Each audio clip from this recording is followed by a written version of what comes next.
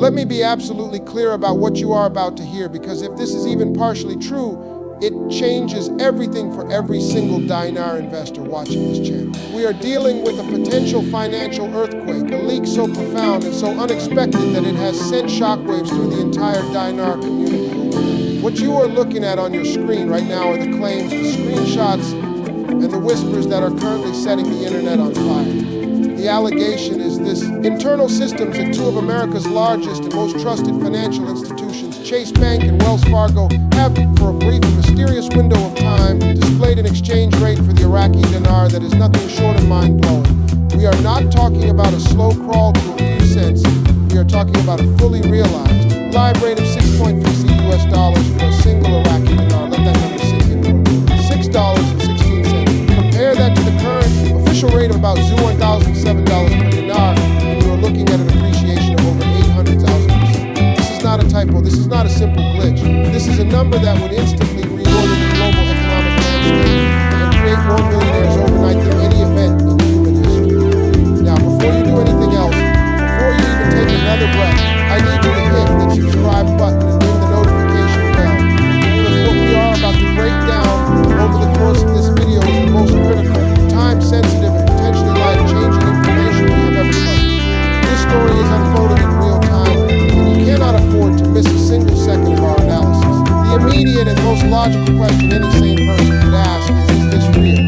Or is this just another expertly crafted piece of Photoshop fiction designed to get clicks and drive? This is the core of our investigation today. The screenshots themselves we are analyzing with a forensic eye show what appears to be a legitimate internal banking interface, not the public-facing website that we all see. The font, the layout, the data fields, they match no templates from these institutions. Furthermore, the leaks do not come from just one source. We are seeing similar reports from individuals in different parts of the country claiming they saw this raid on telescreens or in internal memos. The simultaneous nature of these reports from both Chase and Wells Fargo is what makes this situation so compelling and so dangerously believable. It suggests a coordinated data, but not a random, isolated error. It's a simple glitch. Why would it affect two competing banks at the same time? Why would the glitch display such a specific rounded, financially significant number as 6.16? Glitches typically show random, nonsensical data, not a clear, precise figure that aligns perfectly with years of redenomination and revaluation theories that have circulated within the investor community. This specific number, 6.16, has historical and mathematical precedents that tie back to the Iraqi dinar and various economic models predicting a return to a strong, stable currency, often pegged to oil reserves. The timing of this leak is the second critical piece of this puzzle, and it is what separates this event from all the previous. For months, we have been tracking the incremental but undeniable progress from the Central Bank of Iraq. They have been methodically checking off every single box on the international community's checklist for a major revaluation.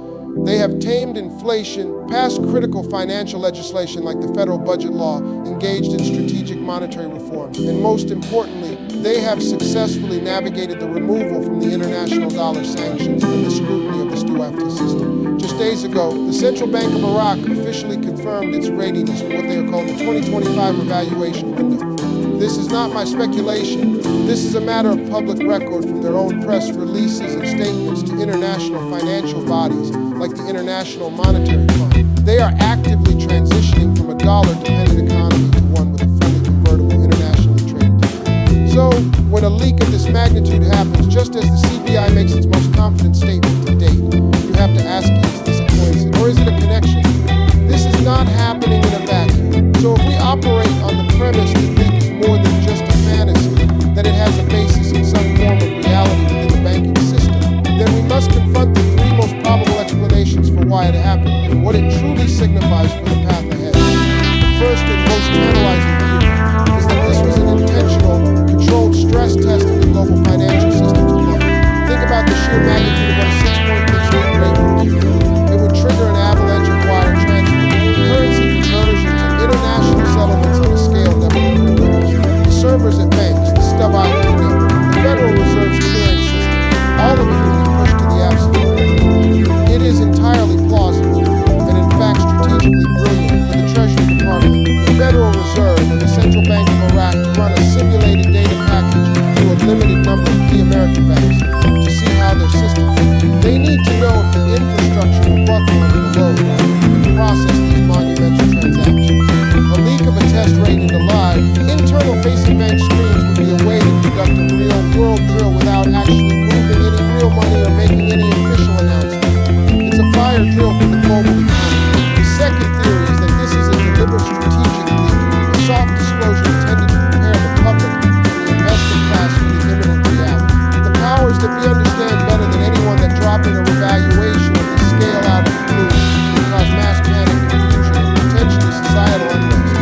By allowing a cryptic, undeniable yet credible looking number to filter out into the community, they are allowing the idea to marinate in the collective consciousness. It gives people time to process the possibility, to have the conversations we are having right now, and to mentally and financially prepare for the official announcement. This method creates a controlled burn of information rather than sudden explosion.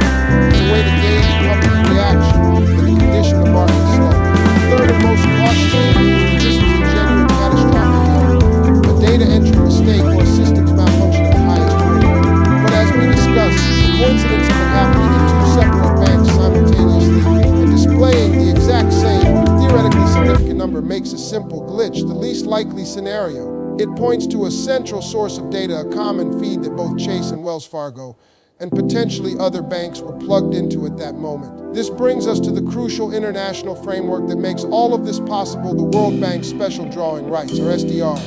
The SDR is not a currency, a potential claim on the freely usable currencies of IMF members. Iraq has been fighting for years to have its currency included in the SDR basket, a move that would instantly grant it international legitimacy and a stable, transparent value backed by a consortium of the world's most powerful economies. The value of the SDR is itself a basket calculated from a mix of the US dollar, the euro, the Chinese renminbi, the Japanese yen, and the British pound. The current value of one SDR unit is approximately $130 US. Now, do the math. If the Iraqi dinar were to be revalued to align with the SDR for international trade and to signal its stability, a rate of 6.16 IQ to 1 USD creates a near-perfect, clean mathematical harmony with the SDR. One Iraqi dinar at 6.16 US dollars would mean that a single dinar would be worth roughly 4.7 SDR units. This creates a beautiful, round, and easily convertible number within the global reserve system, effectively pegging the new drawing dinar to the world's most stable financial instrument. This isn't a random number pulled from thin air.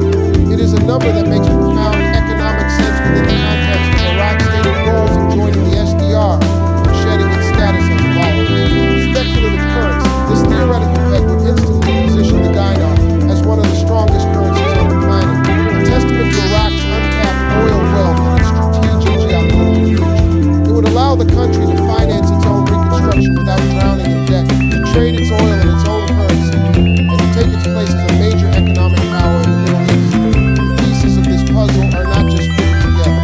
They are locking into place with an authority that is becoming impossible to ignore. This is why these screenshots, whether a test, a leak, or an error, carry so much weight. They are a digital ghost of the future that is being built right before our eyes. A future that is looking less like a possibility and more like an inevitability with every passing day. Now, with all of this information laid out, the ultimate and most pressing question for you, the investor, is what do you do right now? How do you navigate this period of intense speculation and potentially historic opportunity without falling victim to the chaos and misinformation that inevitably follows such a seismic leap? The first and most critical step is to anchor yourself in verified, actionable intelligence, not just the euphoric hype or the parallels. You must immediately verify the physical security and authenticity of your dinar holdings. This is not the time to be dealing with unofficial third-party sellers or speculative notes from unknown sources. Ensure your currency is confirmed. Recognize series issued by the Central Bank of Iraq and that it is stored securely. The second step is to have a crystal clear, premeditated plan for the moments and days following an official announcement. The financial world will move at light speed, and if you are not prepared, you will be left reacting instead of acting. You need to know with certainty which banks you will be dealing with, the specific procedures for exchange that they will require, and the exact financial team you will rely on. This team must include a certified public accountant who specializes in windfall taxation and a reputable asset protection attorney. The tax implications of a revaluation at this scale are monumental and complex. You cannot afford to be naive about the government's share of your gain. You must also have a wealth management strategy that extends far beyond the initial exchange. What will you do with this new capital? Will you pay off debt, invest invest in stable assets, create trust for your family, or fund philanthropic endeavors. The decisions you make in the first 48 hours can define your financial legacy for generations. So having a written, detailed plan is not a suggestion. It is an absolute necessity for your survival and prosperity.